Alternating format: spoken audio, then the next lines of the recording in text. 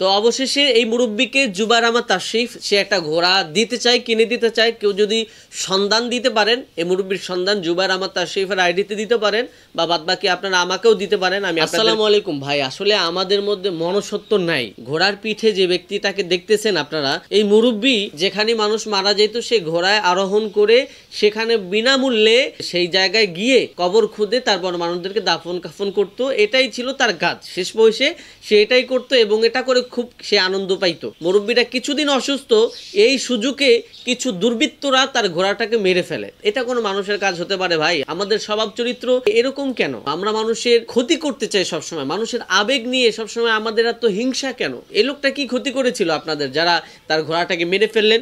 ঘোড়াটাকে মেরে ফেলা হয়েছে, মেরে ফেলার পর এটাই তার শেষ সম্বল ছিল। অনেক টাকা দিয়ে ক্রয় করে সে 10 বছর ধরে চালাইতেছিলেন। এই ঘোড়াটাকে যারা মেরে ফেলেছে, অবশ্যই আমি মনে করি যে প্রশাসনের উচিত তাদেরকে খুঁজে বের করা। তবে আমি আপনাদেরকে একটা সুসংবাদ দিতে চাই, সেটা হচ্ছে কি আমাদের জুবায়ের আহমদ তাশরিফ, এই তাশরিফকে আমি অনেক পছন্দ করি, জনপ্রিয় বক্তা এবং সে একজন ইসলামিক সঙ্গীত শিল্পী।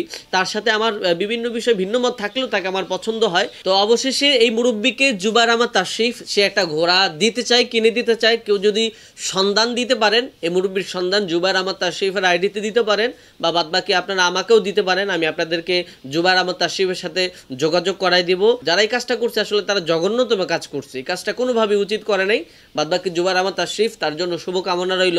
সে মানুষের পাশে এসে দাঁড়ায়। যখন বাংলাদেশে যে কোনো জায়গায় বন্যা হয় বা যে কোনো জায়গায় আগুন লাগলে সে সেখানে তার সামর্থ্য অনুযায়ী সে সেখানে মানুষের পাশে এসে দাঁড়ায়। এটা সে নতুন না, আগে পরে অনেকবারই সে করেছে।